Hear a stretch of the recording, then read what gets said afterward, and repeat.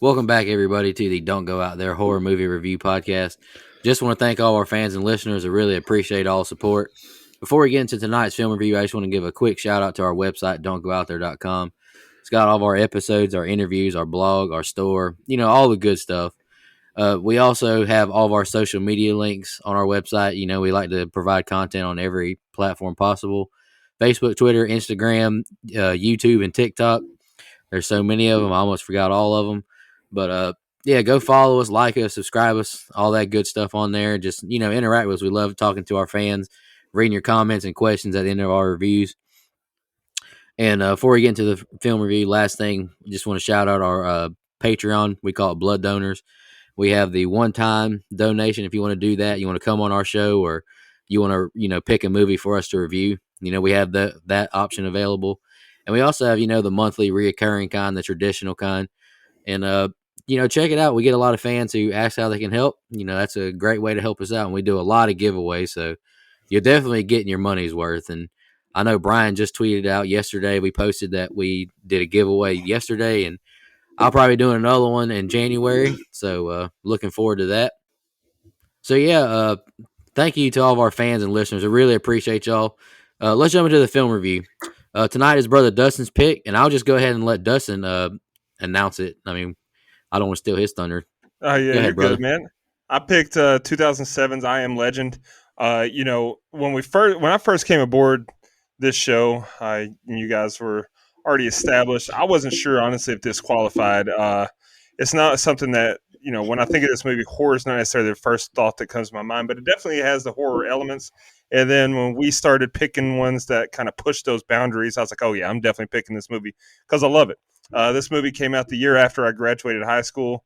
I love Will Smith, the actor. Now, his home life, I know more about it than I ever wanted to know, and I wish people would stop putting microphones in front of him. Please leave Jada. And Jada. He's just as bad, bro. He's just as bad.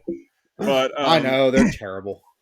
But yeah, I mean, I Am Legend is one of those movies that I always thought was just extremely well made. It tells a great story. I know it's based on a book. I haven't read the book, so if there's any of our listeners that have read the book and dislike this movie or think it's a good adaptation, please chime in the comments and let us know, because I'm unaware, honestly. But for what this movie is, it's just one of those movies I've always enjoyed. I've seen it, countless times, because it's an easy watch. It's very entertaining, and I'll never get tired of it. So yeah, I figured I would pick it before, sooner rather than later. And also it's kind of fitting because the events that unfold in this movie kind of take place right after Christmas, right? But like, when he goes into one house, there's a Christmas tree up, and here we are right after Christmas. And, with all the stuff that's going on in the world today with viruses and variants, it's kind of, a lot of this is kind of aged well, I guess, with today's climate. But yeah. Yeah. All right, I'll go next. Complete opposite of Dustin. I've only seen this movie twice, not many times. And going into this film, or this watch for the film review, God, I thought this movie was so freaking boring. No offense to anybody. I'll be honest, I'm kind of like the exact opposite of Krampus. I think the first hour kind of just drags, and there's not much going on, with the last half, and especially the ending, fantastic. I love the ending. It's very powerful. I'll still say I'm still kind of, I think it's just okay, but I liked it way better this rewatch than my first watch going into it. So, like Dust said, Will Smith, he's a fantastic actor. I loved him in it. How long ago did you watch it the first time? Like, how long ago was your first watch of this? Just curious. Oh man, maybe when it first came out on DVD or Blu-ray. It's been a long time. I got you. Been a long time. But I definitely liked it a lot more this rewatch. And before I let Mike go, I think the ending is very powerful. It's very touching. And I really like the story he told about Bob Marley too. That was pretty awesome. I didn't know that. All right, Mike, go ahead. Yeah, I actually saw this movie when it first came out in theaters in 2007. I believe I went and saw it opening weekend with a buddy of mine. And I was excited to see the movie. This is right around the time that I became what I would like to call, I'm not a full-on cinephile, I guess, but pretty dang close. So around this era was the time I wanted to see everything, and this movie looked awesome. I believe similar time period of The Dark Knight. So I remember being excited about both after seeing some previews and stuff. Um, and I got to be honest, the first time I ever saw this film, I didn't necessarily think it was boring. I just thought it was slow, which I enjoy. But my brain at 15, 16 is not the same as my brain now. Upon frequent rewatches, I've seen this movie. I've lost count. I think it's a phenomenal movie, man. I just think it's great. It tells an awesome story. Obviously, it's based on a book. I think it tells a phenomenal story. It takes the end of the world kind of tropes and flips them a little bit, which I enjoy. I mean, there's some tropes in here, don't get me wrong, but it definitely kind of makes you question who's in the right here. Who's actually the villain, who's actually the monster. And I think it makes you ask that question every time you watch it. Nico, you mentioned that you love the ending and that it's very powerful. The theatrical ending is good and powerful. I love the director's ending. I do. I think it's just as powerful, but in a different way. And we'll talk about that when we get there because there is an alternate ending, which I believe you can find on YouTube, as a matter of fact. I don't think you have to seek it out too far. But I actually like that better because it doesn't necessarily leave me on it didn't leave me on a sour note, but it didn't leave me on a happy note either. It's a lot of in between. So I really like the film. I think the acting from Will Smith is great because a little bit like Castaway, outside of a few other people here and there, it's Will Smith for the entire film. Honestly, Will Smith and a dog, and I think in order to pull that off, it's very difficult. Tom Hanks does it with him and a volleyball. Will Smith does it when it's him and a dog, and I think it's really, really good. The story, Dustin, you mentioned it not falling into horror. Well, I don't know a whole lot more things that are terrifying than everybody that you've ever known in your entire life dying at the hands of a virus that makes people go wild. That's pretty damn horrific. So I think this falls loosely into a horror adjacent category, and I think we have perfect right to cover it. And I'm glad you picked it, man, because I think it's a really, really good film. This is going to be interesting because we kind of have 4 different points of view on this. To me, like, this is a big movie for me. Like, this was honestly a pretty intimidating pick because I think because of that underlying message of that original story, and this one I think completely missed on it, in my opinion. The history behind it and the fact that I have such strong feelings about the end of this movie that makes me madder than a movie has in a long time. But anyway, I'm glad Dustin picked it. It was about time for another vampire movie or a zombie movie. I think the answer to both of that is yes. Vampire zombies. I don't know. You can't get any better than that. But a little history here. It's pretty well known that zombie culture credits Romero's original Night of the Living Dead as, kind of it's the start of zombie films. And Romero actually credits Richard Matheson's 1954's I Am Legend book as his influence there. So yeah, and this is the third adaptation of this. Vincent Price's Last Man on Earth. Charlton Heston did 1971's Omega Man. And while, yes, I really do like this movie, except the ending, I really think that Vincent Price's adaptation is the best of the 3 just because it at least hits on that underlying message the original book had. And I think it's really strong. And this one had it in its original ending, but lost its fucking balls, and the studio blew it, being scared. But anyway, I'll get into that whenever we get to the end. But as far as this one goes, I really love it until it gets to the theatrical ending. Now, yes, the CG does not hold up. And I actually remember seeing this in the theater as well, Mike, but there was nothing memorable about the experience or really anything. It was just like, okay, another movie, not bad.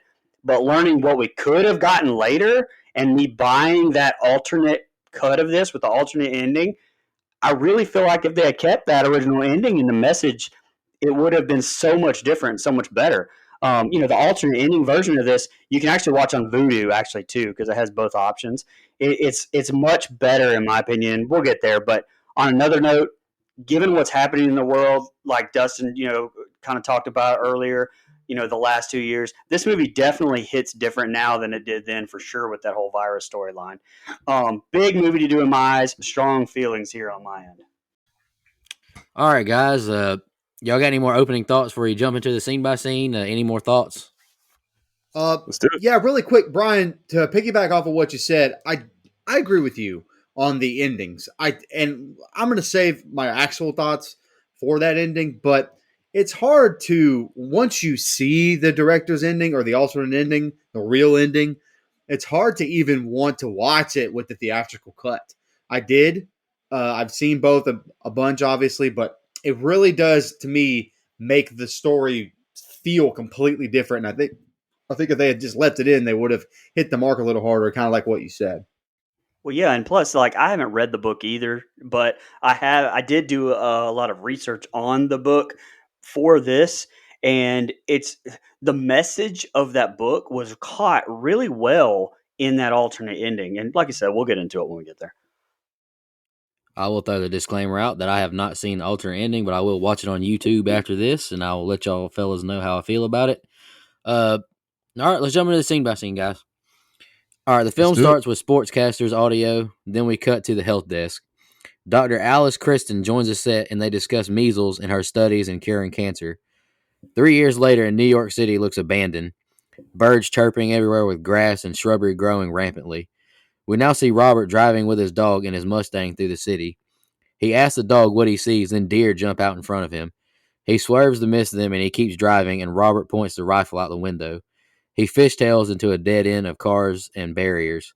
He exits the car now with his dog, and they go on a hunt. He gets another deer in his sights, and he creeps closer towards it.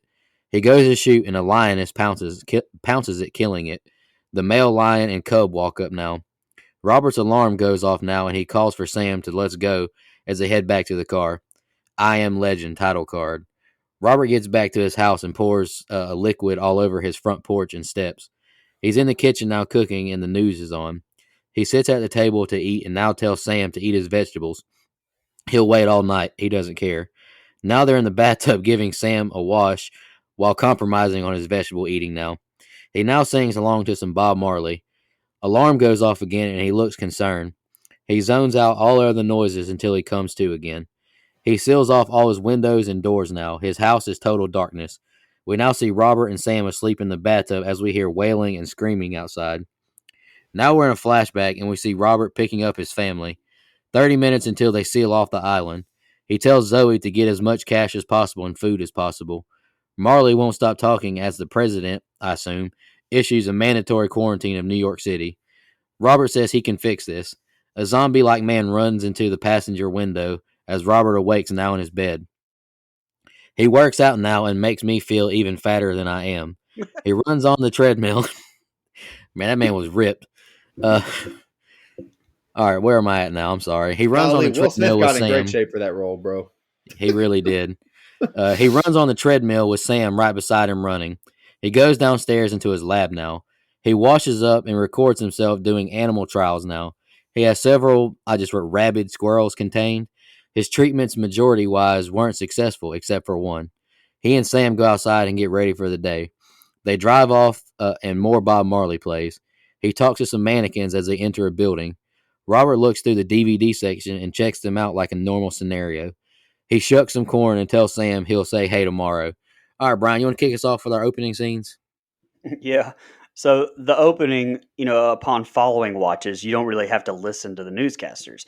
So I was paying attention to the sports ticker, and you can definitely tell that those weren't written by anyone who really actually follows sports, just kind of based on how they spelled out the two when they're telling sports scores. It was like 45 to 75 or whatever, no dash. It was weird.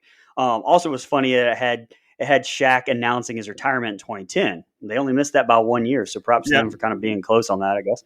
I had that too. That was almost awesome.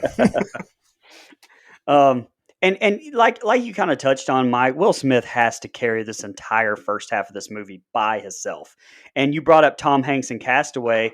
Also, to an extent, the Quiet Place movies are really the only ones that kind of come to mind right off the bat. Yeah. And but hell, even in Castaway, you had a chance to get to know the character before they became isolated. I think Will Smith has a much harder job here than any actor I've seen in recent memory. Besides our newscast, I mean, he's literally our only link into this story. And I think Smith pulled it off, and I don't know who else could have done that. Also, I thought it was pretty cool to kind of see his real life daughter Willow playing his daughter here too. And now I do think it was also smart to have Sam there. You help us relate, and I was going to say instantly like Robert, but I mean that's one of the smart plays of picking Will Smith. You already like Will Smith anyway, if you're a normal human being. So you bring that in, but giving him a dog for us to relate to, and more importantly for him to like play off of, was a great choice because I mean you can have him just talking to himself like the Omega Man did and Last Man on Earth did, but it's just weird. Like it doesn't come off as real or normal, to talk to yourself or mannequins like it does here. So good choice. But Sam also gives him the opportunity to really narrate to us, the audience, as well too. I thought that was really good writing. The one thing I did remember more than anything in the theater was the laughing and almost that we got in the theater whenever they showed the Batman versus Superman logo.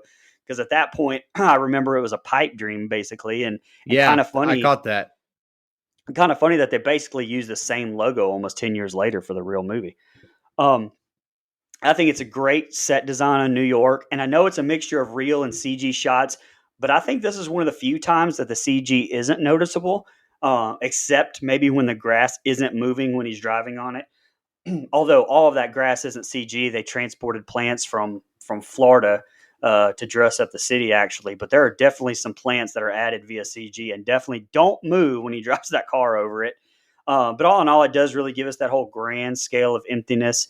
And I'm sure Ford probably spent a fortune having him drive that Shelby Mustang here and the Explorer later. But that red color, I'm pretty sure is a callback to the Omega Man. But later they give you that whole full Easter egg with the 71 Ford that Charlton Heston drove back then. It's actually parked on the side where Robert walks right by it in one of those side shots. All in all, I really enjoyed the opening scene here. Opening scenes. I think you get a lot of character development, history, and story without really showing too many flashbacks. It's just little stuff like his face on Time magazine stuck to the fridge when he opens it. Good writing, I thought. Go ahead. Yeah, so right off the bat, it's funny. I forgot that the opening even had the sports ticker announcers, just because a lot of times when I catch this movie, it's later in the movie if it's on TV or something. So from full start to finish, I hardly ever catch it. So I forgot that was there. You're right. I noticed. I was like, man, whoever wrote this has no clue. Anyway, so I liked it. Again, it's a familiar story. As far as there's a virus out there, the whole city has to be quarantined. Like that's something that as moviegoers, we've seen a bunch. So there's nothing like super, groundbreaking or history making about the story, but I like that we get right into it. And I like that, golly, you mentioned Will Smith, Brian, and I'd already touched on it. Another person that comes to mind, and I know that Dustin loves this movie, is Joaquin Phoenix and Her. I mean, in reality, it's Joaquin Phoenix and Siri for the whole film. And so that's kind of the same, vibe I'm getting here. Some of the CG is bad, not necessarily the shots of New York, but the lion and all the animals are pretty bad. Like they look they look like the new Lion King, but worse. It doesn't age very well. So I like that he hasn't lost his mind yet, because you get a lot of these movies and this person's kind of a loose cannon, and he's doing a really good job of making everyday life seem as normal as possible in this set of scenes. He's waking up, he cleans his dog, he works out, he watches the news even though it's dated news. I like all of that. I think it adds something, like you mentioned, really good character development. It lets us know who he is, what he is. Obviously, you get the flashback here. I don't necessarily. Sorry about that. Later it becomes heartbreaking. Okay, but here you're kind of setting the groundwork for. Well, wait a minute.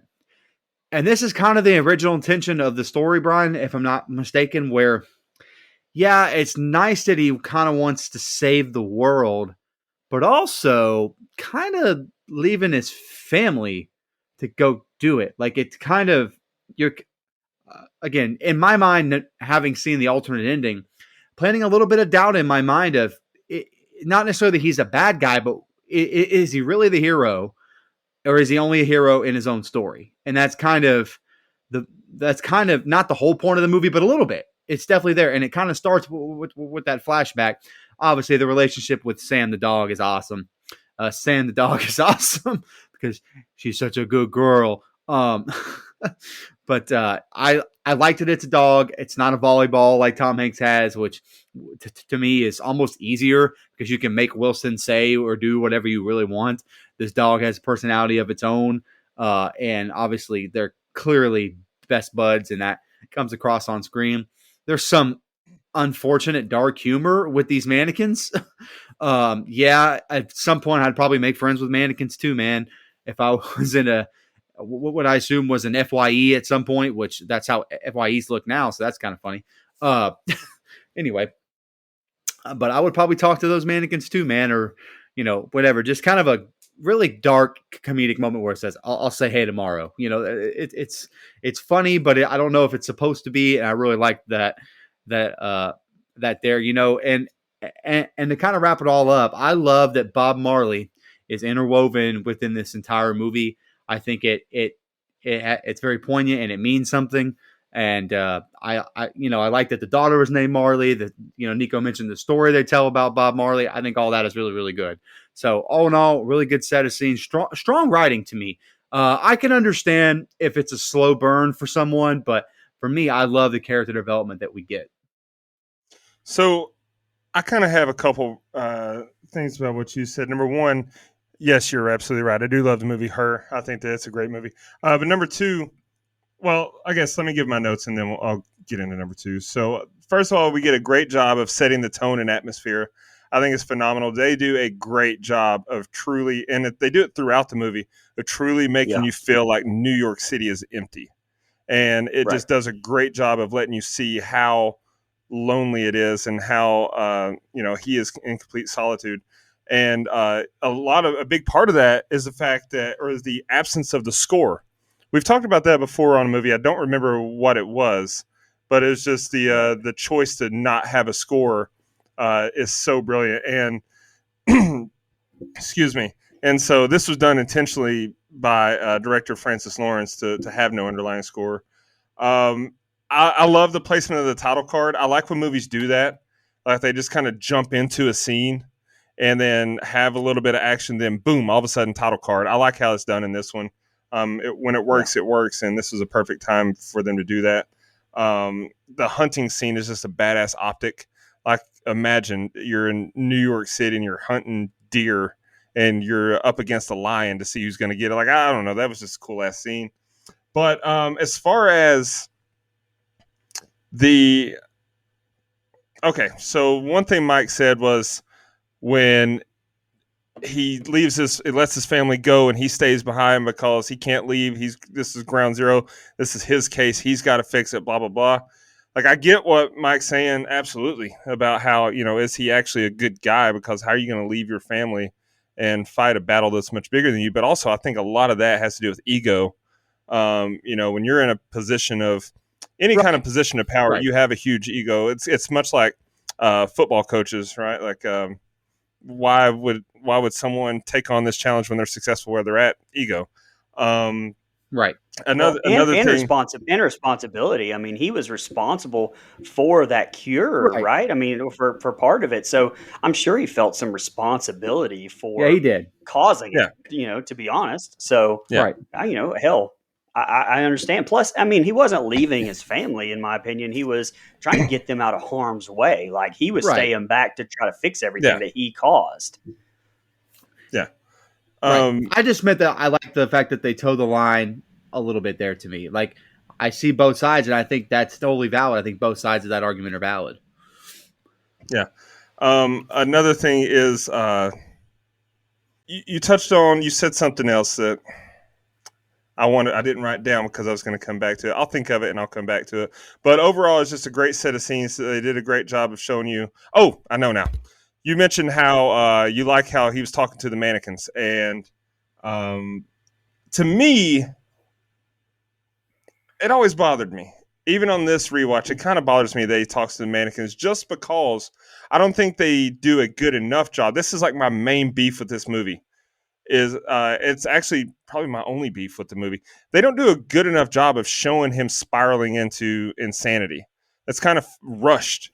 Like we get this brief moment where he's like, "I'll say hey tomorrow," it's completely understandable if he's talking to mannequins because he's all alone, him and his dog. But then he's so sharp and he's so normal and regimented and disciplined in every other aspect of his life, except for when he goes to the movie store, he's going to talk to mannequins. And then obviously we see his full breakdown in the latter half of the movie, and I'll get to that as well. But I think they should have done a better job of building to that, making us really feel how lonely he is and which I guess, I mean, they do that. What am I trying to say? They're doing a better job of letting us see that he's starting to lose it, planting other hints along the way other than just he's normal. Oh, he's talking to a mannequin. Then he's normal again until he's not. And so that's like my only beef with the movie, really. But other than that, I think it's a great opening to the movie.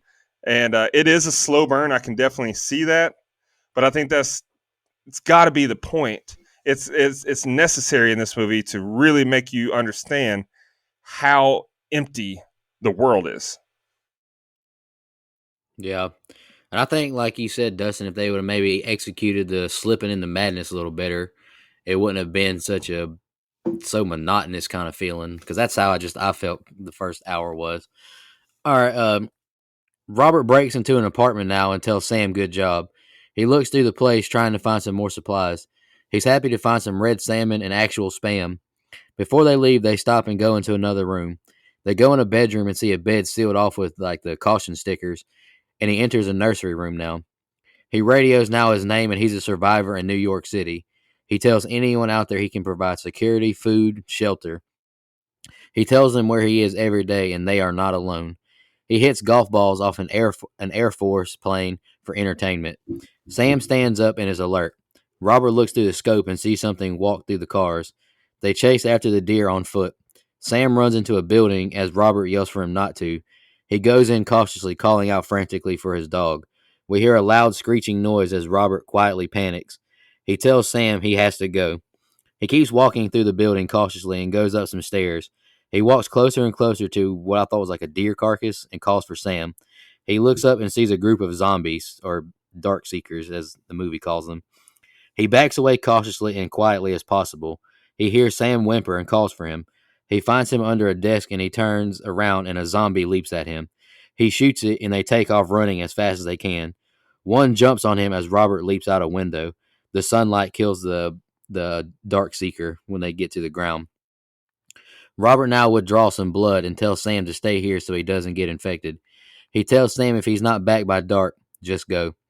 Robert puts the vial of blood in the building and shatters it in a trap. He goes outside and watches the doorway as a zombie gets trapped. Another goes to leave after him but stops in the light. Robert is back in the lab studying on the zombie he captured. Female between 18 to 20. Extreme reaction to UV light. He gives the zombie Dark Seeker. I'm sorry if this isn't a zombie. That just came to my mind. He gives the Dark Seeker the vaccine test. He watches the female's pulse and breathing slow down. He thinks he has something, but the Dark Seeker sits up quickly at him, screeching, and falls back to the table, flatlining. Robert gives it an injection and says this sample is ineffective on humans. He says vaccine trials continue. He still can't transmit his immunity into infected hosts. It's like fishing in the dark, he tells Sam. He thinks hunger and lack of food is making them ignore basic survival instincts. All right, go ahead, Brian. Yeah, well, so this isn't in my notes or anything, but you talking about the zombie slash dark secret thing. That's why I said they're vampires and zombies, basically, because the original, heck, that Vincent Price movie, the first adaptation, is basically vampires. I mean, they've got the mirror, the garlic, the whole spill. So I think honestly, they both kind of came from the same place, and then they kind of vampires and zombies as far as the lore goes, and then just separated. Anyway, as far as this set of scenes, such a gut punch to me with Robert opening the bedroom to the kids. I mean, it's just such a moving scene without saying a word. And also now seeing this group of scenes in my house, I do remember the gas prices over Neville's shoulder. Yes. They got a big reaction from the crowd in the theater as well. I do remember Golly, that. bro. Nowadays we'd probably shrug at the $6 gas. To be honest with you, it's getting close anyway. But and what a shot with him hitting golf balls off a fucking A12 Blackbird. I mean, it's amazing and great pacing as well, because I mean, just as you're starting to get a little, I wouldn't say bored. Nico would probably say bored, but at my point, I wasn't bored. But to me, it was, it's time for something to happen. And then, we get some soundtrack here, to kind of up the tension when Sam runs into the corridor. The use of lighting or the lack thereof was tremendous as well. You're on the edge of your seat, and that performance that Will Smith gives as well is just fucking phenomenal. You feel every emotion that he's given there, and when he finds that blood, you feel that gut punch there too, just like he does, hoping that that's not Sam's blood. I thought it was a great scene. I just wish that these infected looked more real, as all. I mean, the tension still phenomenal, the chase as well, but even as they go into the street, and the sunlight kills them, it's just that early 2000s CG that's just rough and a lot easier to take when it's not the main protagonist in the movie. I mean, it's and that's weird, right? I mean, it's weird that we're programmed, or hell, at least I am, to like, I easily overlook some old cheesy practical 80s, 70s, 80s practical effects, even stop motion to extent back then. But bad CG to me is harder for me. I don't know. I wonder if in 20 years our kids will. I mean, hell, if we're even all still alive, then will it probably like that? It'll probably be like that scene in Back to the Future too. Whenever they're like, "This is a kid's game," when they're playing that arcade game. But if Nico, no idea. Has no idea. Back to the Future 2 stinks. Wow. Oh, brother, cut his mic. No, actually, no. I can mute him. Hold on. We're gonna lose so many followers. Anyway. Lastly, it's very telling here too when Neville describes the male that exposed himself to sunlight, him not even taking into account the lesson that we get to learn here with him, like as he goes through this. I mean, we're still stuck with this like fake morality, even ourselves, like as we watch this. And I don't really want to call it a twist, but the lesson of this movie, really questioning, like Mike said, who exactly is the good guys here? This is really the first instance of that, like first little inkling of that throughout this anyway. Obviously the first watch, you're learning this for the first time, but like the lesson of the books, that man is the real monster here, but all of this is an awesome realization with Richard. Like you learn it with him. But upon like subsequent viewings, like you can really start to see when it starts, and it's right here, and it's a really cool thing. I think that's ruined by the ending, the theatrical ending. But anyway, that's all I had on this set of scenes. Great set of scenes as well. Movie to me is a 9 or above right now. Yeah, I think this is a really strong set of scenes, especially the scene in the apartment. He's breaking in. You get just a little bit of the touch of the humanity that's left behind. Stuff's exactly where people left it. There's a Christmas tree up. There's water bottles and plates and everything right where they were left. Especially the bedroom scene with the note on the door, "Don't open till after Christmas." That is just a kick to the boys, man. It is a tough watch. Because again, that was somebody's child's room, and those people likely are either A, no longer here, or B, the daywalkers or nightwalkers or whatever they're nightwalkers as they're called in the film. Just a really, really strong scene to me, and I think that Will Smith's facial expressions really get that scene across. I think it's really, really well done. I really am and I know the movie kind of drags a little bit here because he's just kind of walking through the day a little bit. But I like the radio call-outs. I think they kind of add something to the desperation of his character. I think that, not only in this set of scenes, but in the next set of scenes, he does it again. And it's a reminder that he's still alone. Yeah, he has the dog, but he's still alone. And he's looking for people. And it's a really good shot. And it doesn't age great, but him hitting golf balls off of an Air Force jet is awesome. If I I'm not think it if I'm looks. not mistaken, Mike, if I'm not mistaken, I think that radio call out and him playing golf on the Jets, I think that was like a teaser or a trailer for this movie, if I can remember correctly. I believe the radio call is definitely Yeah. in the trailer, if I'm not mistaken. And Anyway, sorry. you mentioned, so there's two really strong sets of scenes here. The other one happens to be on the chase, where he goes in after Sam. I think it's really well shot. I like that the only light that you get is off of the gun. I think that's really good. And you kind of feel bad for Sam because, and I know Dustin's going to talk on it, and I agree with him. You feel bad for Sam because they kind of shoot it like it's Sam's fault for going in there, but they wouldn't be in there if it weren't for Richard Neville. So like, I'm gonna let Dustin touch on it because I don't want to steal his thunder. He's going to go after me, but yeah, you're good. I agree with you where you're kind of, again, just these little seeds of, it's not that he's a bad guy or the bad guy, but he's also not the hero except in his own mind here. And this set of scenes really starts to hammer it home a little bit. Because again, he's one of the only people left like this. Humanity has moved on without him and evolved to what humanity is with these Nightwalkers. Okay. And so to me, he's kind of fighting evolution, fighting off what humans are about to become. And that starts to show here. Kind of like Brian said, jumps out the window. You see him kind of burn to death, and on first watch, you don't feel the way you do upon rewatches about that. I kind of feel bad for that guy jumping out the window. He's burned alive. But in the first watch, because you don't know where the story is going, you're on Neville's side, and I totally get that. But again, strong set of scenes. I think there's a lot of really good shots here. The CGI isn't as bad in this set of scenes as it becomes a little bit later on. But one thing, and Brian already touched on it, but I can't go by. These Nightwalkers don't look good, man. They don't age good. Some of the facials are good because they look like real people, but their movements, their skin, they almost look like Pixar characters in a way. Like they're not very good.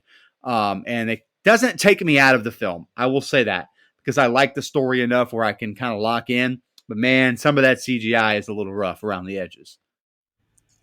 Yeah, so I think this is another great set of scenes to continue the tension and continue building to what we're getting. Is when Sam runs into the building. So you mentioned it, Mike. Sam doesn't listen for shit. Nico mentioned that. Dog doesn't listen. Oh, you mentioned that off the air. Actually, we haven't said that on air. But a lot of it Neville has to be to blame for this. Not necessarily this as what I'll blame him for at the end or later on, but running, hauling ass down the sidewalks, chasing this deer. You kind of got to be more disciplined than that as the human, because if you're hauling ass and your dog's hauling ass and you know that you're on a hunt, the dog's instinct is going to be to follow the food. So whatever. I did think it was a cool, when he gets in the building, I love that. You want to talk about tension. Holy shit. When he's, in a frantic whisper, Sam, we gotta go. And he's using his hand to block the light from his flashlight and only using it when necessary to get peeks of what's there because he knows, light's going to attract him. Phenomenal. And then, when he sees the huddle of the dark seekers there, it looked like it looked like a Disturbed music video or something, like, all the bald heads and everything just kind of nodding their head like they're not along to music. That was, and then, you see Sam under the desk. That's just such a tense moment because holy shit, there's the dog. You got to get the dog and get out. But, and then with the, and I like how the camera work did. So the camera work goes from showing his face to showing every step that his feet takes. You just know that he's about to trip over something or he's going to step on something, make a lot of, like, it's coming. And then when he's discovered, when he's found out, he's like, Sam, we got to go. That's a great scene too, because it gets the adrenaline pumping. He's hauling ass. Sam's hauling ass. and then they get him, and it was awesome just seeing him jump out the window with one on his back. And I don't know, I love that scene as well. Talk about a badass trap. Holy shit. Like that still is just something that the male in me, the guy in me is like, man, that's fucking awesome, dude. Like just seeing the trap that he set to catch that one was awesome. But then you get the alpha is how he's listed in the credits, the alpha male, when he sticks his head out and he just kind of lets out that screech looking at Neville while he's getting burned, just kind of like, yeah, I know I'm getting burned right now, but fuck you. That's an intense scene. And then, he gets back to the lab and he's, making his diary entry or whatever you want to call it. And he says something about the basic human instincts are no longer present or something like that. I like that they included this little monologue here because what we're about to see happen is like, okay, do they have more cognitive ability than what are they conscious? Are they able to string together thoughts, or are they just primal? Because it really kind of fucks with you as far as what to think and expect as far as behavior goes out of these creatures. But yeah, the bottom line is great set of scenes, and I just feel like we're amping it up, and we're about to hit some serious shit going on. I like how he's got the lab set up, and it looks like he's really on to something here, and he's going to try the human trials.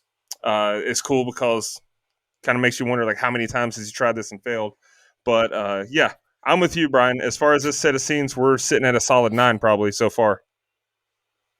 Yeah, and Dustin, like you were saying, like with Robert, doing that monologue or speaking to the computer and talking about the cognitive ability, like that's what I was talking about. That's what I mean. Like I think that it's very interesting to see his point of view and how he was thinking, because not at any point did he say in his mind, oh, well, this dude's, he's pissed because I just took this girl. He's just, he looked at it like, oh no, he's just a dumbass. He's just walking out in the sun for no reason, just because of primal instincts. It's very interesting to see that evolution.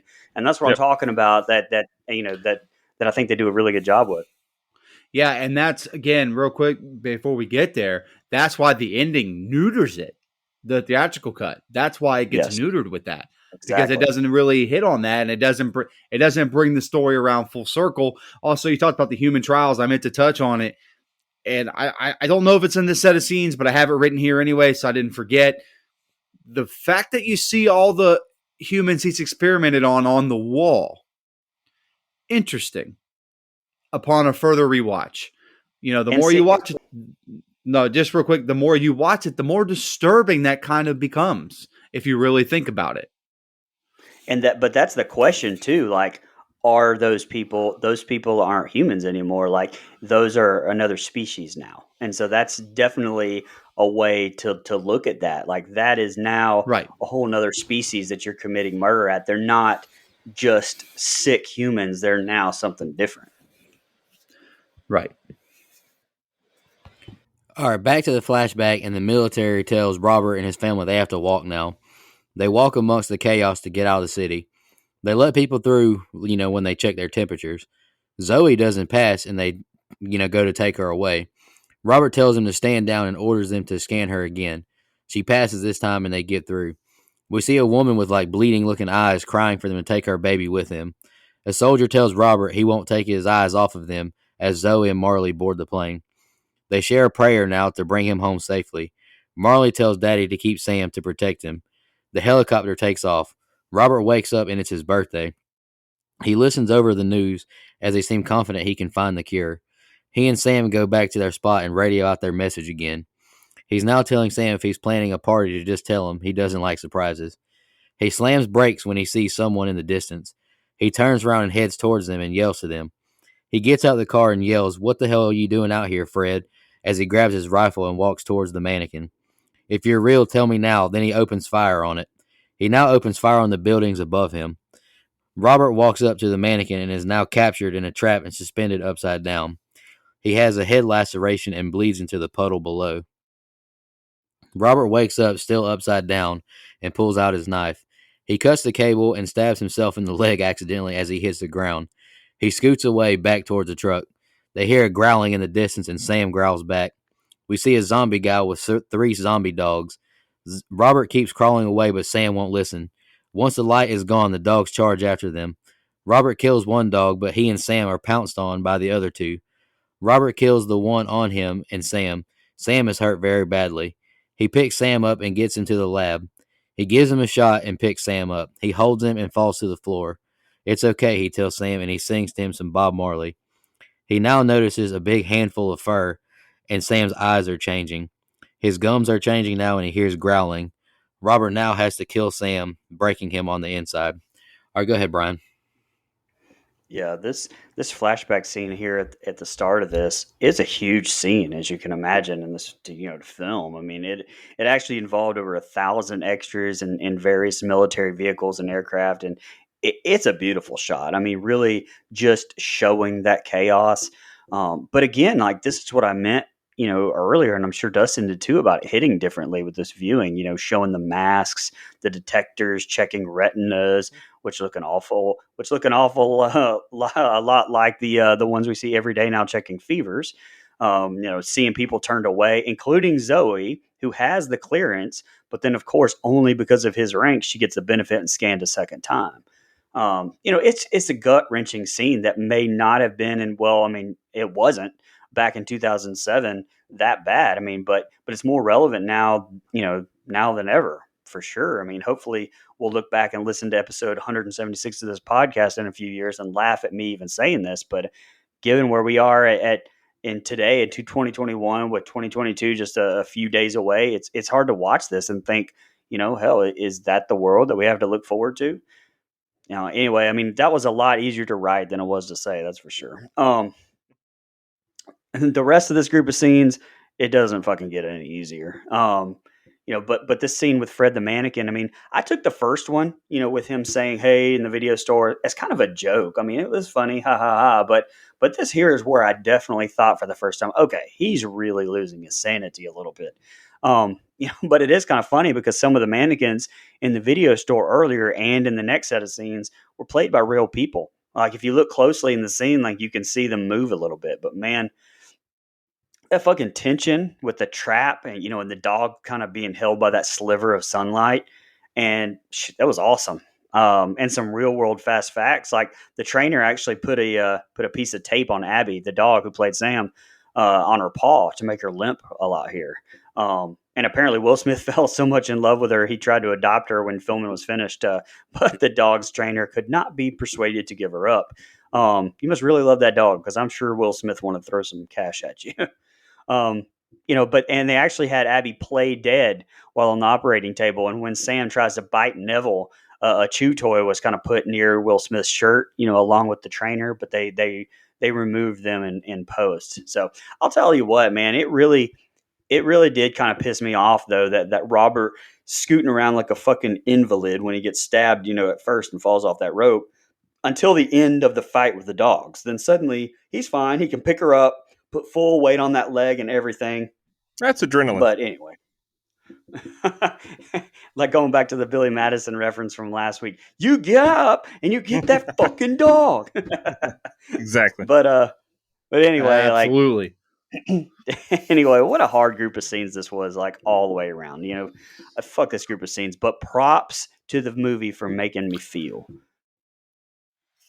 Yeah, I'm just going to tell you what the writer did right before he wrote this. I'm here to kick you square in the balls. That's what this set of scenes does, man. This is a toughie from start to finish, man. You get the flashback to his family, which again, I don't. Let me clarify my stance from earlier. I get what he's doing. He feels responsible for this happening and wants to kind of take it on and lead the charge. But I also see both sides where the ego comes into play. And do you protect everyone or do you protect your family and your loved ones? And I understand both sides of that argument. Like, I get it. So anyway, I just want to clarify that. This set of scenes is, golly, leaving that family is heartbreaking, man. You get, it's golly, it's tough, and especially the tension when he asks to have his wife scanned twice, all that stuff. It is tough, man. Um, okay. The again, some of the mannequin stuff is, I guess, unintentionally funny. Him shouting at a mannequin is, I'm sorry, it's funny, but when you realize upon a rewatch why that's happening, it becomes really serious really quick because that mannequin's not supposed to be there. And then you start to kind of connect the dots slowly in your head. Oh, someone has set a trap for him. Obviously, we talked about him hanging there for a while. Now, I will say it was a little too on the nose to have him stab his own leg on the way down. That was kind of for me. Like, I mean, I get it. It would probably happen to me too. I'm clumsy. So that would probably be what ends up happening. But like Brian mentioned, man, get up and get the dog. You already killed 2 of the dogs. You could get up off on your one leg, hop around and grab your dog, man. The quote, the Billy Madison quote is perfect there, man. I'll say this.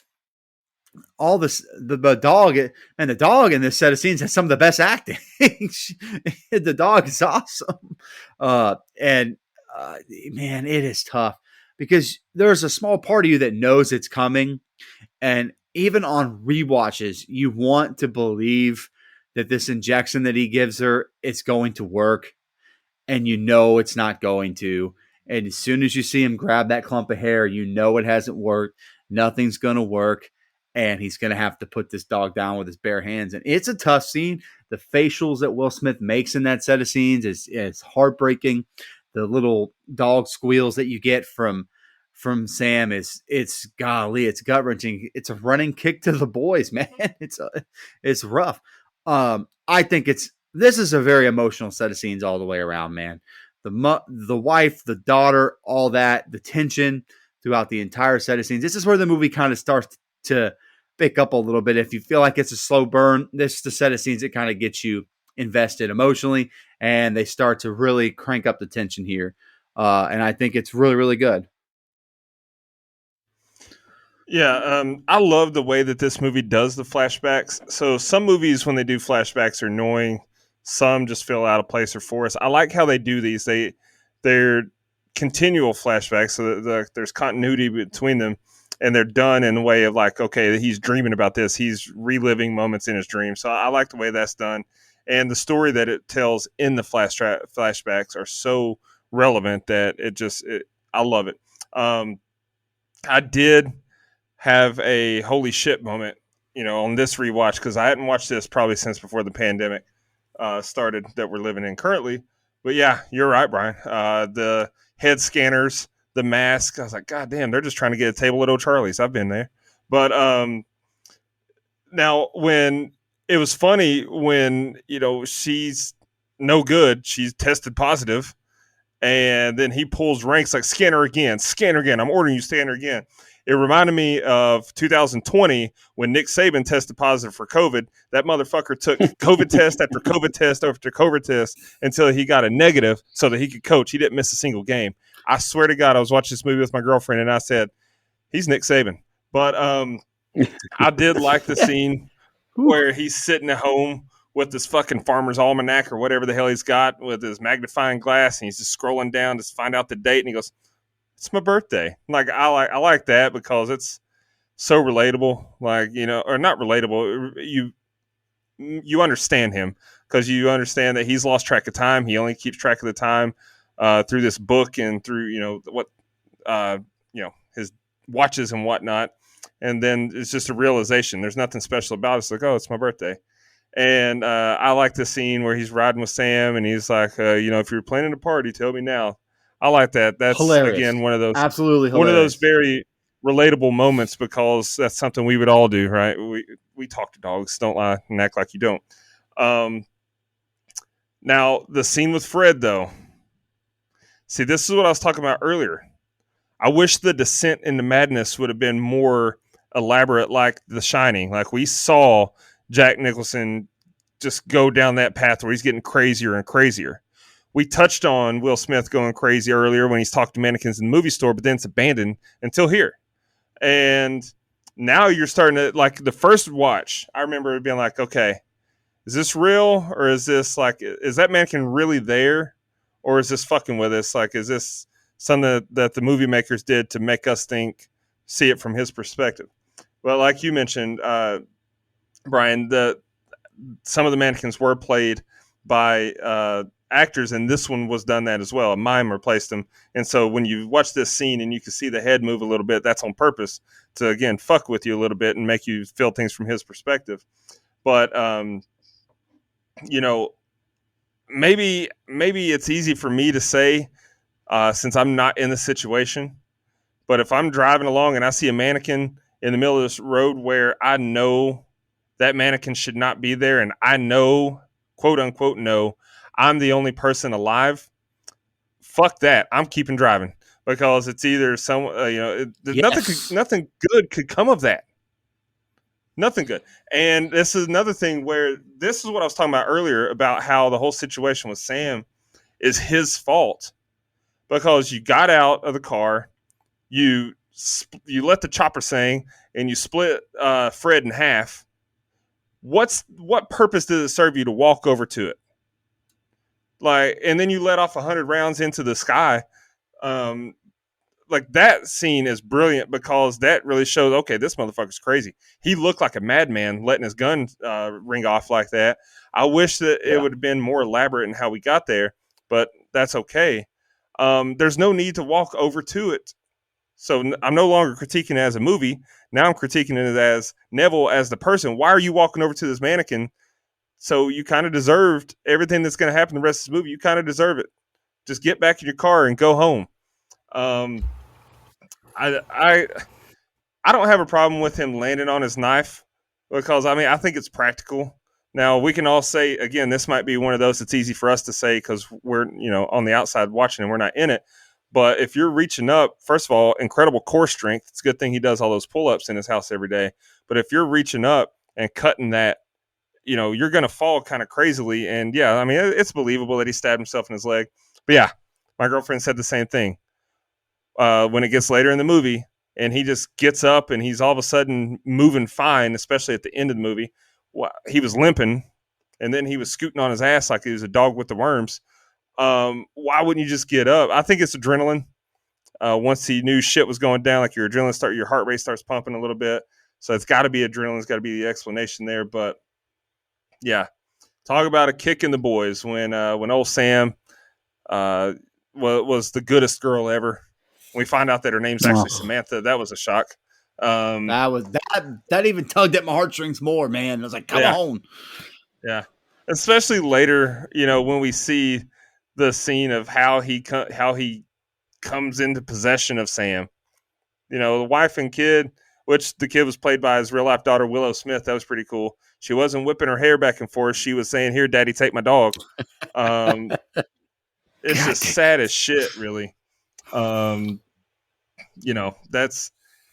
I think this is a great set of scenes just because of how powerful it is and how you can truly see some fucked up shit's going on. He's caught in a trap that was of the same design that he set earlier. He's lost his best friend. The only other living thing that he could communicate with and have companionship is now gone. So yeah, it's just a great set of scenes.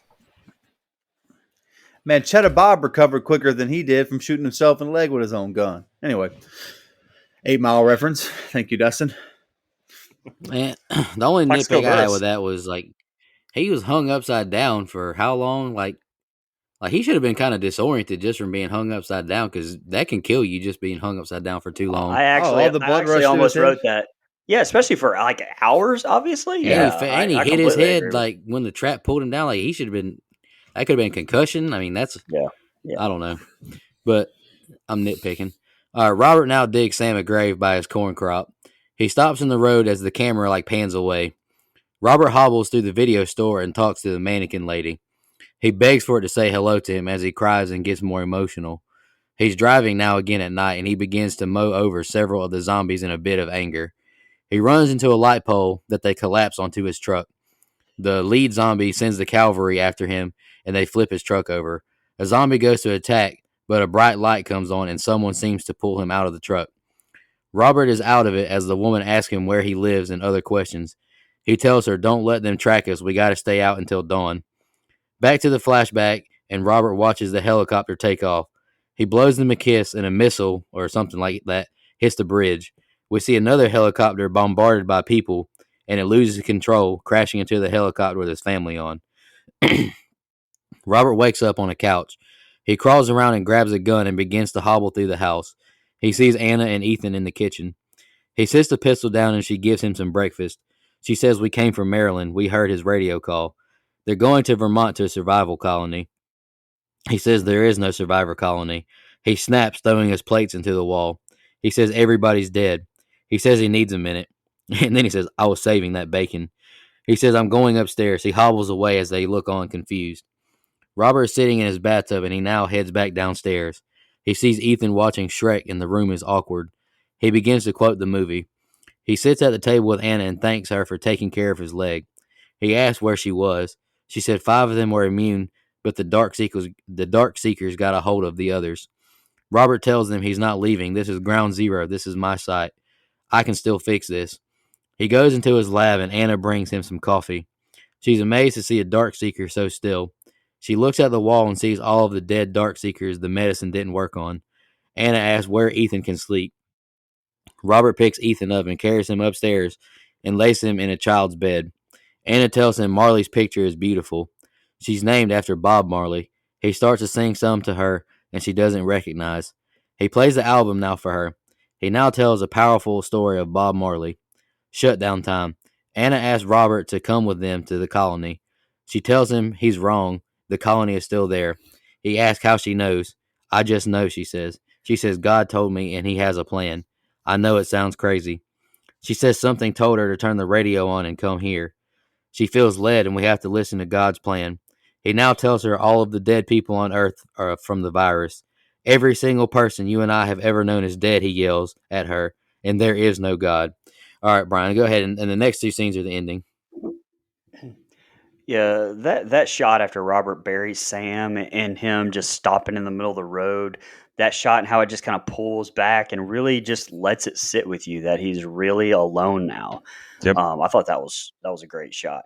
And in the scene with him talking to Anna, Will Smith does a phenomenal job of acting there. I mean, in reality, he's talking to a mannequin and having to really portray the just devastation that Robert Neville is slipping into madness here, and he's starting to spiral into it. And it just Will Smith's acting was ridiculous. At this point, he's literally lost everything, and he's talking to a mannequin. And just to make that believable, I can't talk good enough about it. Now the action sequence on the pier, I maybe could have done without. Like, to me, it was a CG fest that just kind of took me out of it, and just a little too convenient that Anna shows up right as he's about to die. I mean, it's just, I realize that it's trying to show him broken to the point of basically suicide, but I think it could have been done differently, in my opinion. Plus, like, I just don't buy. I mean, if losing your family didn't break you, finding a cure is obviously what's driving you right now. And I get losing your last member of your family may have set him off, but you're telling me it didn't click instantly with this genius guy that these creatures that you just got finished saying have lost all human cognibility just set a fucking trap for you in the same exact way, in the same way that you trapped one of them. I mean, I just don't buy the fact that he would have given up right then. I mean, maybe that's just me, but I mean, plus, I mean, damn, he's more disoriented than hanging upside down for hours, as just getting into this wreck. So yeah, I completely agree with you, Nico, because I had it written down there. But man, that was a super powerful shot. Give director Francis Lawrence huge credit here with that shot, showing that you see Robert's perspective, and you see his wife and his kids sitting in the kitchen, and then you have it flash to Anna and Ethan. Shout out, by the way, to Charlie Tahans, which, I was trying to place him, and me and Dustin texted, and he wrote back, Ozark. Yeah, he's fucking fantastic in that, by the way. But damn, Alice Braga, she's been in a ton of stuff that I love. Predators, I love, and to me, it's the only other Predator film that exists, by the way. But Suicide Squad 2, New Mutants, Elysium, she's fantastic. Check your email, by the way. We would love to have you on.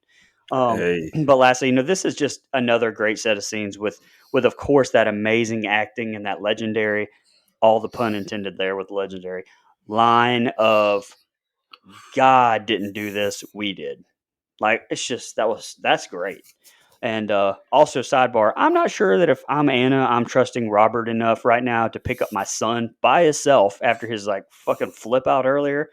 But then we would have missed this fucking moving scene with him putting her into his daughter's bed. I would lie if I did.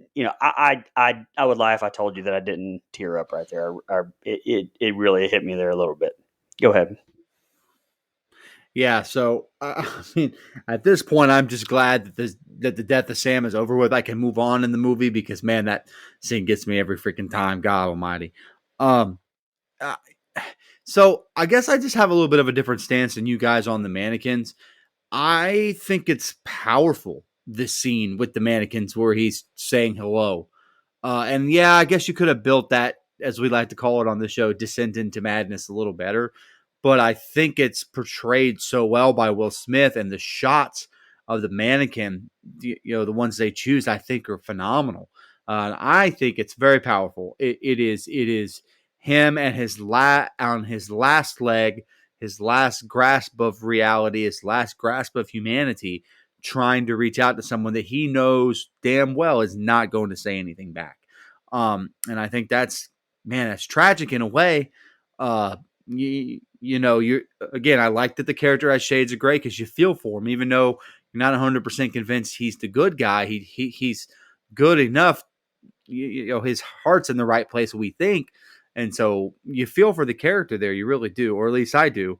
I'm with Brian a little bit here, though. I wouldn't buy that whole suicide thing again. I guess the death of Sam could have sent him over the edge, but that was a little too sudden for me. But I'm willing to forgive that because what we get is Anna and the kid and them coming into the film, and I think they add a little something. Yeah, I will give Will Smith all the flowers in the world for carrying the majority of this movie by himself, especially him and a dog.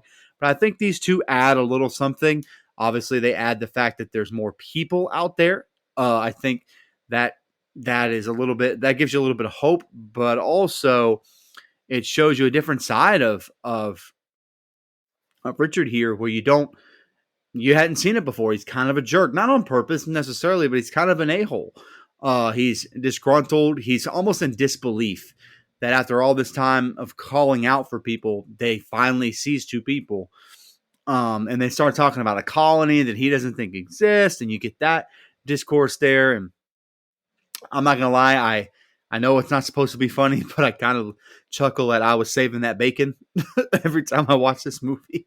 I was saving that bacon, and I laugh every time that I really laugh every time. There's some I'm guessing there's some unintentional comedy here because the stuff where he's quoting Shrek and Donkey and all that's really good. I think that's really funny. And I like that in a short period of time we get this human connection, which I think is innate. It's in us as humans to connect with other humans.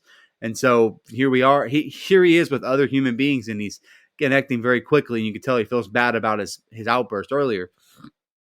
I'm not gonna lie. One small, tiny, funny part is when he's talking to her about who Bob Marley is, and she doesn't know, and he does the "I shot the sheriff," and then yeah.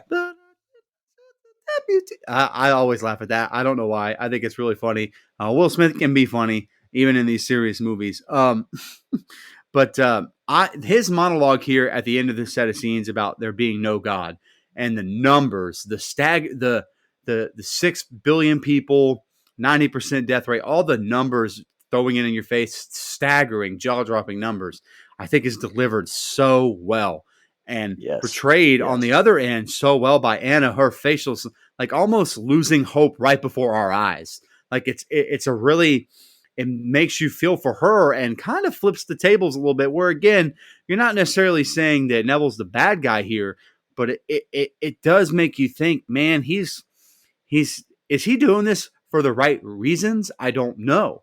I think that monologue kind of shows me I don't really know. He doesn't even know at this point what he's doing this for. And so I think it's a powerful monologue and a really strong close to a pretty damn good set of scenes. Yeah, it's depressing as shit when he goes back to the movie store. He's like, I promised a friend I would say, hey, hello, or whatever he says. And he's like, please say hello. Like, that's depressing as shit, man. You could tell, like, he's truly just lost everything. And, he's begging just for any interaction because he knows he's not going to have any going forward.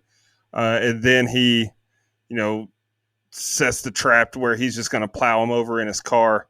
The only thing missing from that set of scenes, or that scene, that I think would have made it more powerful and more like understandable is if he's like, and I'm not condoning this at all, but if he's behind the wheel with like a bottle of Jack and he's just getting drunk out of his mind, like that would be just so like understandable in that moment. You could really grasp that this man don't give a fuck. He's just out there to end it all tonight. So Laurie Strode. Okay. Yeah. Night Seekers die tonight. Yeah, I really, that's the evil. I really liked, the saving grace moment. Like, he's flipped upside down and it's all blurry. He's banged up to shit, but then you see the light come on, and it's kind of like in the first Ninja Turtle movie when April O'Neil is scared shitless, but then you see the ninja Sai fly through the air. It's like you don't know what's going on, but you know that he's been saved. That's I always like that scene, that moment in movies. I too, Mike, I laughed out loud at the bacon comment again. This time I laugh every time because you can tell like he's not mad about that, but he's like, God damn it. He's like, I don't want to yell at them because they're strangers, and they saved my life. But I was saving that bacon. Like, I love the deflection there. It's a very dad thing of him to do. Like, I was saving that bacon. Damn it, man. Yeah. And then you get the scene where he comes back down and little White from Ozark is watching Shrek. Will Smith actually called the head of DreamWorks personally to ask to use Shrek for the movie. I thought that was cool. Shrek's a great movie, and he did a great job of, memorizing those lines. But this set of scenes is just really powerful acting by Will Smith. He does a great job of portraying every emotion that he's trying to make you feel. He does a great job of making you feel those emotions when he's talking to Anna. The Bob Marley scene was great as far as I like the metaphor of Bob Marley, like why Bob Marley inspires him. It's very sensible in the way that they chose that for this movie. And also I love the comedic of when he's singing I Shot the Sheriff. That was great too, Mike. I laughed at that as well. But I really like every set of scenes, I really like this one as well. It does a great job to set us up where we're going home. All right, here's the ending, fellas. He hears a noise and asks her if it was still dark when they brought him home. They followed us, he said. Robert turns on floodlights and blows up cars outside his house to stop the dark seekers. He calls out for Anna now. He goes upstairs and sees fire and blood on a window. He's now ambushed by a dark seeker. It bites his neck and slams him around. He grabs a screwdriver and stabs it, but it throws him down the stairs. He grabs a gun and shoots at it, missing, and it runs away. He shoots something in the distance, blowing the room up. He chases it upstairs, but it gets out the window. He looks in a room and sees a dark seeker like ripping into the ceiling, and sees Anna and Ethan hiding like under a cabinet or something like that. He tells them to stay quiet, and Robert grabs a pistol, killing it before it can get Ethan and Anna. Robert looks out the window and sees more dark seekers charging. He yells for them to get to the lab. The dark seekers climb the building like Spider-Man after them. Robert notices the medicine is working on the patients downstairs. They charge after them, but he shuts like a glass door, shielding them off. He makes his plea that he can save them to no success as they run into the glass door, breaking it more and more. Robert hears Marley's voice bring up the butterfly. Robert withdraws blood from the patient. He gives Anna and Ethan the vial of blood. He has them hide in the coal chute. He says they won't listen to him, and he's listening now. He opens his drawer and looks at his family picture one last time. He now grabs a grenade and pulls the pin. He runs towards the dark seekers and kills them with a grenade, and he kills himself as well. Aerial shots of beautiful countryside. Anna and Ethan are driving now, and they stop in the middle of the road. They get to a closed door that opens when they approach. Anna narrates about the deadly virus in 2009 and Robert Neville's work to cure it. September 9th, 2012, 8:49 p.m. He discovered it and gave it to me. We are his legacy. This is his legend. Light up the darkness. And then the end credits roll. All right, go ahead, Brian. Yeah, so obviously, besides the CG, this is the only thing I have a problem with in this movie, theatrical version wise. Like I briefly touched on, the alternate ending here is so much closer to the book, and I don't even care, honestly, if something's not like the book. Um, what I care about is the lesson that's learned here, and even done pretty damn close with that alternate ending, and then it's abandoned for what we get. Like the whole point of this is in the title. I mean, I Am Legend. It's about Robert realizing that that humanity is the true monster, not these fucking things, and that he's the true threat, and that only a legend, and he's only a legend, like in not only his own eyes, but he's a fucking boogeyman of sorts to this new species. I mean, they've evolved to be the new dominant species, and humanity are the ones that shouldn't be saved at this point. In the alternate ending, like he realizes that they're intelligent, that they have their own form of communication, that they develop their own society, and that it all kind of clicks because of fucking butterfly tattoo that's on the subject, which the butterfly should also have had more of a part in this. It's supposed to symbolize like the metamorphosis, just like because humanity didn't evolve the way you wanted it to and left you behind doesn't mean it's fucking wrong. Like in the original story, not shoehorned in here at the end, and I don't think it was paid attention to enough with the flashbacks. But he gives the test subject back, realizing it's his wife or maid at least, and abandons his research for a cure. Goes with Anna and Ethan to Vermont. He learns the lesson that he isn't quite as righteous as he thought. Which is also a better ending, honestly, than the book, where in the fucking book he commits suicide when he realizes he's the boogeyman legend to them. It's just, I don't know, it's just frustrating that the studio changed it after fucking some test audiences didn't like it. Fuck them test audiences. And come on, like you knew how much better. I mean, like how much better is that? That's crazy. It makes me mad, and maybe I'm the only one who thinks so, but I feel pretty strongly that basically this movie has it. Like it's amazing, and then it blows it here at the end. Go ahead. No, we tend to agree. I mean, I like everything about it except for this very last bit of the end in the theatrical cut. Obviously, I like all the stuff where the new species or whatever, where they attack his house. I think all that's done really well. I know the CGI isn't good, but I think the tension, especially in the bedroom with Ethan and Anna, like I think that's done really well. And again, I like that these things are still human enough where a gun kills them. Like I think that's interesting to me. And he's able to take care of them really quickly, but the tension with them under the bed is really, really well done. It's phenomenal. So obviously we knew that at some point they were going to end up in his laboratory or whatever. And I think that set of scenes is really, really good.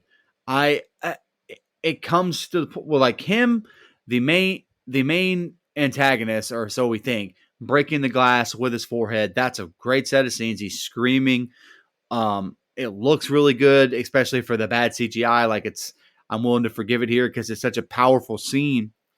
And then the butterfly, like the butterfly on the back of the neck makes it all click, like you mentioned, Brian. And the butterfly is in the movie, with the daughter holding her hands on the window, and even the shape of the glass cracking is kind of a butterfly if you look hard enough. But it's not enough to make the viewer click in their mind exactly what's going on. And some of that, I'm not sure if it was cut out. It's more prevalent in other versions of the story. So I thought that was kind of weird. But no, I like everything up until that point in the theatrical cut. I understand the theatrical cut kind of having this saving grace of, he kind of sacrifices himself for the greater good. But to me, that's missing the point of this whole story. The whole point is he's not Exactly. the moral high ground that he thinks he is. He's actually in the wrong here. He's trying to save a dying like he's trying to save a dying species. Like, this is the new humanity. These new creatures, they're the new dominant species, and he's kind of in the wrong for killing them and testing on them and doing all this kind of stuff. Like, if you look up on the wall now, you see, oh, he's killed all of these things. Like, and I think that clicked in his mind as well. And I think that ending is much more powerful than the one we get. It's not that I absolutely just hate the one we get in the theatrical cut, but it definitely does not stick the landing like the director's cut does. And in that one, I like that he lives. I like that he goes to the colony. Like, I think that makes for a little bit of a happier note, a little bit more humbling note than the other one does. And I think it's a lot better. So theatrical ending doesn't quite stick. I think this one is significantly better. Yeah, so Anna is a dumbass. He clearly told her when he was in and out of consciousness, you got to ride around till dawn. So it's her fault. I mean, all this boils down to being his fault for not just getting back in his car and driving off instead of falling into the trap. But after you get past that, this is her fault because she led them right to the house. I thought the invasion of the home scene was well done. It was well shot. I like the tension that it creates. And, just when you think, okay, they've got through this, here comes a whole second wave. I thought that was a good touch there. They're coming. And by the way, these are not the kind of zombies I want to fuck with if there is a zombie apocalypse. Give me the Walking Dead zombies all day over these fuckers and the World War Z fuckers that can run and climb like this. Hell no. Once they get down into the lab after he saves Anna and Ethan, like, I thought that was cool. But first of all, Wyatt, you can't be whimpering. I get it, you're scared shitless, but damn, man, you almost got killed because that fucker was trying to climb through the hole in the ceiling, and you had to whimper like a little scalded puppy. But I thought that when they get down in the lab and he discovers that he's got the cure, that was a good eureka moment. But I didn't like the theatrical version because there is no need for him to die.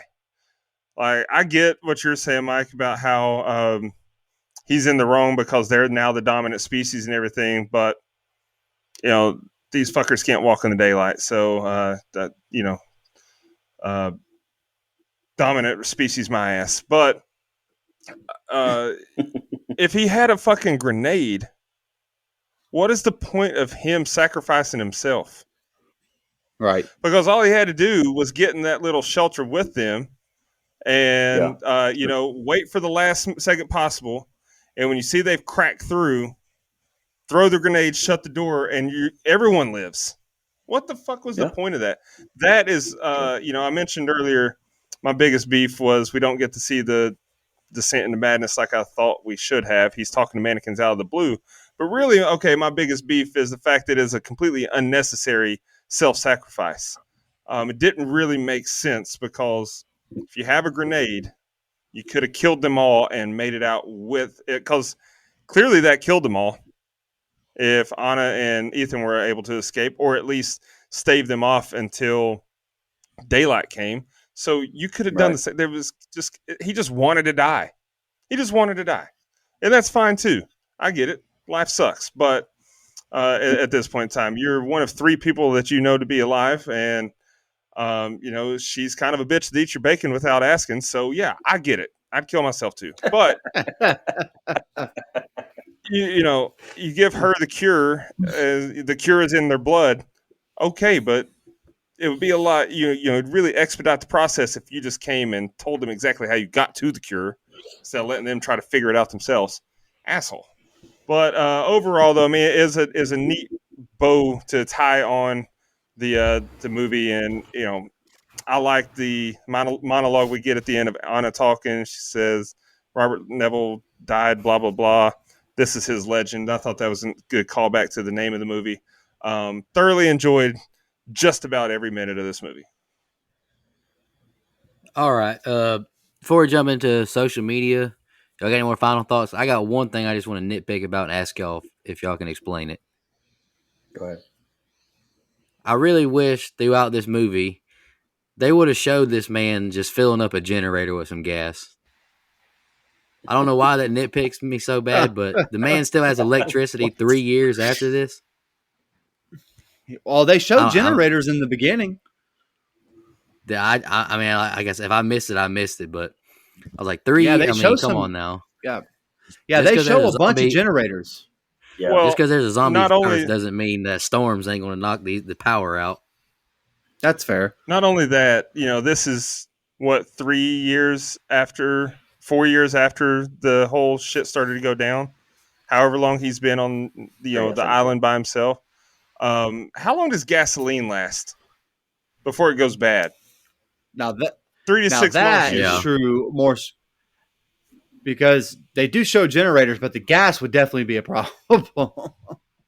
I mean, he could Yeah. just Yeah, go and get I mean, another and one. it's not just. I mean, shit, I don't know, or another car. I don't know.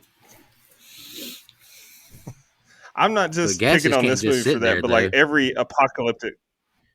Exactly. Every apocalyptic movie that or show that we see, we find them siphoning gas and making it work, and they're still using cars. Yeah. But that's just, I don't believe that to be realistic, because gas does have a shelf life. It will go bad, and it will fuck up your car royally if you put bad gas in your Yes. car. So, Well, he's got nothing to do. Maybe he went and found him some of that gas saver that prolongs the gas. Who knows? The dude's been doing nothing for 3 years. Who the hell knows? But there are Kinda. generators, 100% generators in the beginning of the film. For sure. Fair enough. I might have just missed it, man. Yeah. Let's jump into social media quick. Let's knock out Twitter real quick. Matt Sears commented, I love this one. I remember going to see it with my dad and us walking out of the theater at the end and him saying, well, at least those things won't die of cancer. All right. Oh, My man Jesus. Edwin Hernandez She Gunn did. commented. Yeah. Yeah, she did ahead, find a Mike. cure for cancer. You're right. No, she absolutely found the cure for cancer. That's true. Edwin Hernandez Gunn commented, enjoyed this version of this film. Also a big fan of the other two versions. That's cool, man. Let's do Instagram now. Mark_Hef. It was all going well enough until the CGI granddad and his army of bald vampires started to appear. They were horrible. Also, he tried to fuck that dummy in the video store. Proved me wrong with a laughing emoji. Movie was blah, but had loads of potential. Loads of potential. Happy Christmas, lads from Ireland. That's dope. He's from Ireland and likes our that's show. awesome. Shout out to you, man. Absolutely. Joe Black Tattoos commented, oh, yeah, I've been looking forward to this one for a while. So he's a big fan, Dustin. Kevin Potoff commented on Facebook and Instagram, another movie he doesn't like, I guess. We'll pick a movie he likes one day, I guess. The CGI gave this movie the red ass. Could have been much better. And then Missy Hutchinson Wall commented, very disappointing film. I wanted so much more. No spoilers, but there is one scene I can't deal with at all. And just looking through her page, she loves animals, so I'm assuming I know which scene that is. Yeah. I'll go ahead and read Facebook now. We only got 2 comments. Kevin Potoff commented again. This is just he says, nice ripoff of Charleston Heston Omega Man. That was a ripoff of Vincent Price Last Man on Earth. Could have been a good movie, but CGI and all. Still love the show. Thanks, guys. Thanks, Kevin. I mean- I'll try and pick a movie yeah, you we like one appreciate it. day. Is it a rip? One day is we it a will pick something rip-off? he wants to watch. I don't know if he Is it likes a rip-off? movies. And Michelle Mirza commented, big fan of the show. Shout out to her. Awesome lady. I just watched this today. Man, what a depressing movie. It really is You're pretty not damn wrong. sad in some spots. Yes, it is. All right, that's all the in social media comments. Y'all ready to jump into fun facts? Let's do it. Sure. All right, I've only got one, so I'll just do mine real quick, then I'll let y'all go.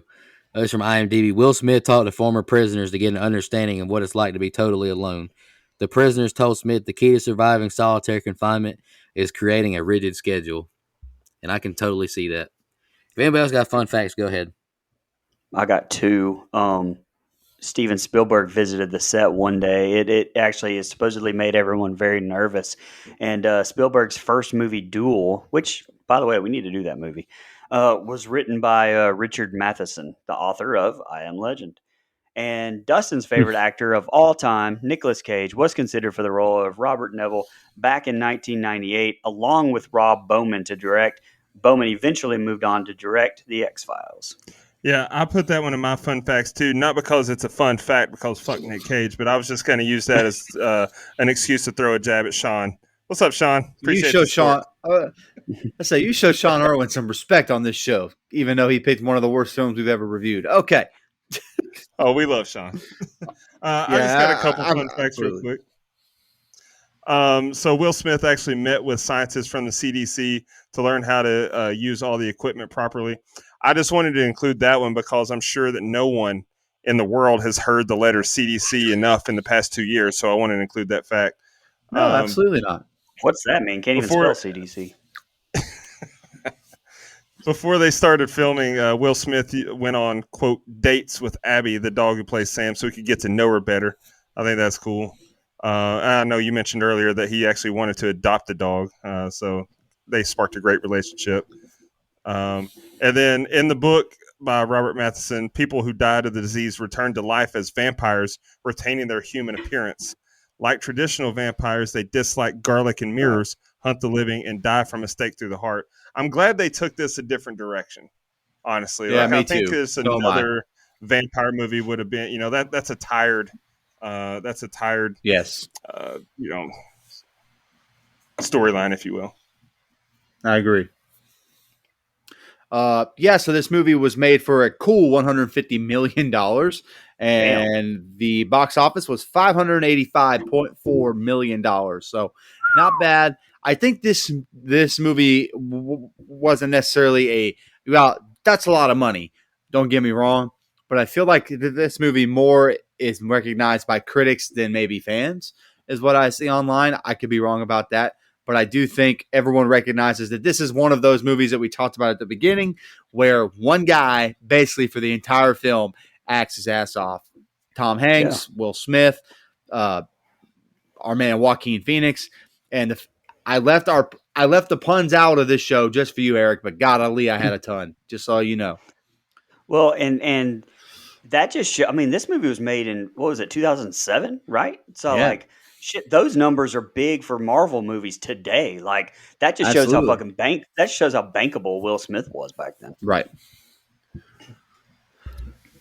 Alrighty, let's jump into the favorite kill and the rating. Who wants to go first tonight? No matter. I'll go first. Oh, so my favorite kill. Let's jump right into it. My favorite kill. Honestly, it's got to be the room full of night seekers, dark seekers that die with the grenade. Even though I hated him giving himself up like that. If you're gonna do it big. And I like that. It was cool just blowing the whole shit up. I guess made it worthwhile. Least favorite kill was Sam the dog. I think you're gonna hear a trend there. But as far as this movie goes, I really only have a couple of gripes. One is that he's talking to mannequins out of the blue 1 minute, and then he's fine, completely normal, and then he's falling for a trap that was set because he thinks the mannequins are alive. Just it kind of happened too quickly for it to be believable. And then the ending, of course, like we just said, like he shouldn't, just didn't make sense for it. He didn't have to die. In the DVD, the theatrical version, at least. I think this is a great movie that tells a great story. It's got some phenomenal acting. That is an easy watch. It's honestly timeless. It's aged now better in 2021 than it probably did 10 years ago in 2011. Just because of the times we're in now, it's more relatable, I guess, with all the talk of disease and virus and everything. But I really love this movie. I'd highly recommend it to everyone.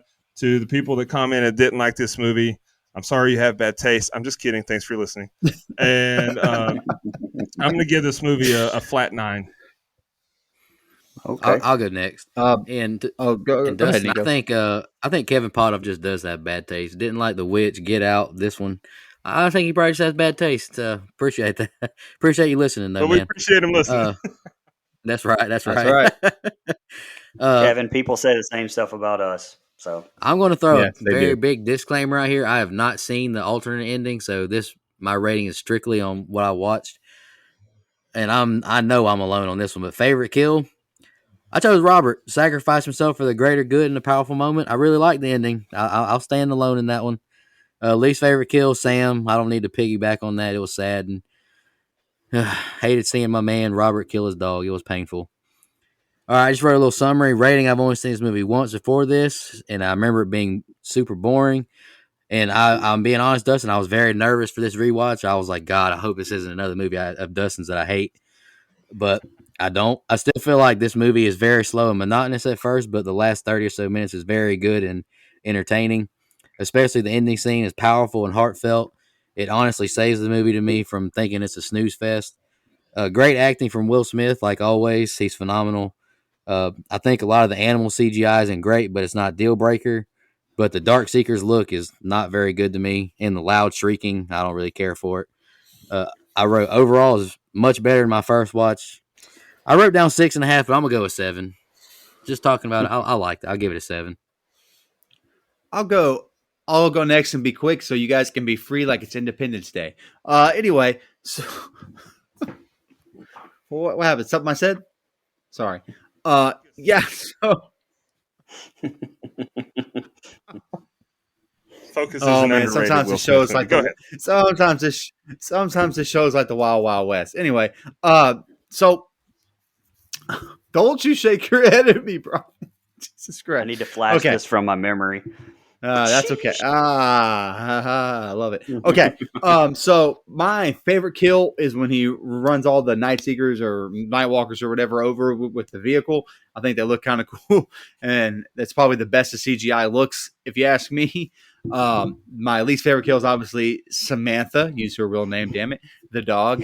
Very sad, very heartbreaking. That you get to know her like she's your own dog almost, and that scene's a toughie. Kind of said everything I had to say about the film. I will say that, you know, the more rewatches I give it, the more I really love the original intent of the story. I think it takes a lot of standard end of the world vampire zombie movies tropes and flips them around just enough to where it's not doing it so in your face, but there's a lot of nuance written within the story. And I think that is what makes it so interesting. Again, I don't hate the original or the theatrical cut as much as Brian, but if I'm rating the theatrical cut, I would probably kind of cut it off at about a 7.5. But I will say my score, I'm going to give my score to the director's cut, which I'm going to give just a flat 9 as well. Like Dustin, I think it's a really, really good film. Is it the most rewatchable movie? No, but only because it's so damn bleak and depressing. But sometimes that's not a bad thing. So just overall film, I give it a 9. Only knocks. CGI is really bad. And the theatrical cut, which I just can't get out of my head. So I'll give it a 9. Okay. My favorite kill was actually the double tap that he gives that Dark Seeker in the room with Anna and Ethan at the end there. And my least favorite kill was the end of this movie, the alternate ending being cut out. That was my least favorite kill. And so this movie to me is about an 8.75 or a 9, like I said before the theatrical ending. The alternate cut I would rank somewhere around there, pretty close to that. But this one, I will knock it down some. It's a 7.25 for me. Okay. Man, so that puts us. Brian and Nico are bad boys. Jesus Christ! As you say, live from Bel Air. That gives our composite score for this one an 8.0625. I believe IMDb is at what, 7.2, Dustin? Let me pull it back up. It had a lot of reviews. I got it pulled up. If you want me to just go ahead and announce it? It's a 7.2. Yep. 722,586 reviews. Oh wow, that's pretty damn good for IMDb, honestly. I just want to say, you know, when Will Smith gets kind of trapped there and he hits his head on the concrete, it's almost like he probably should have had a concussion. Then he tries to kill himself like he was a part of some suicide squad, perhaps. You know, just thought I'd throw it out there for everyone. Yeah, that one was forced. No, boo. Yeah, I know. It wasn't great. It's okay. So they can't all be winners. I'm just fucking with you, brother. Brian, you wanna? I'll shout out our blood donors, and you announce your pick. Go ahead. All right. Thank you to all of our blood donors. We really appreciate y'all. Y'all really help us make a great podcast. Our camp level reoccurring is Clayton J, Nina, Michelle Mirza, Andrew Ferguson, Carrie Adams, the Horror Movie Crew podcast, and Alex Seligson.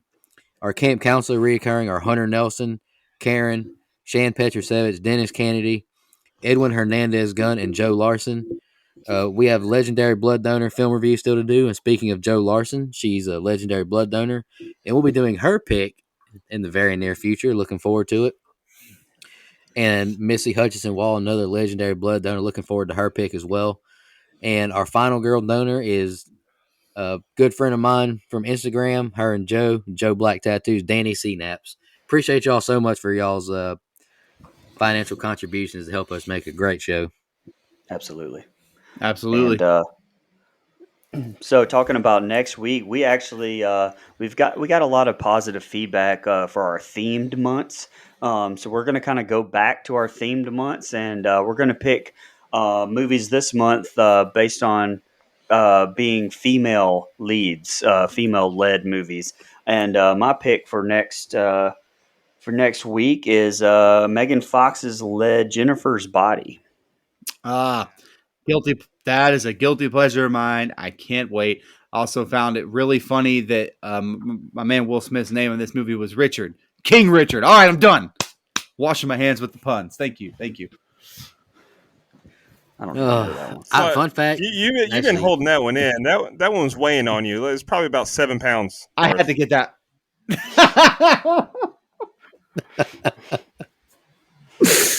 Anywho, fun fact, never seen Jennifer's Body. I know that's not surprising to anybody, but big shout out to another Instagram follower, a big fan of us, Rochelle Mack.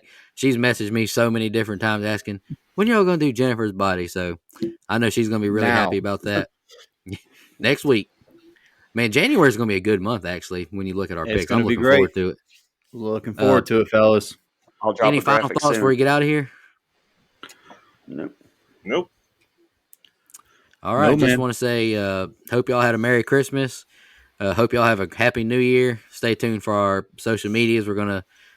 All of us are gonna post some videos about our highlights of the year and our favorite moments. So, comment below when you see those posts what your favorite moments were from 2021 with us. Appreciate all the support. Y'all have a good one. Hope you all stay on the pursuit of happiness. Please say hello.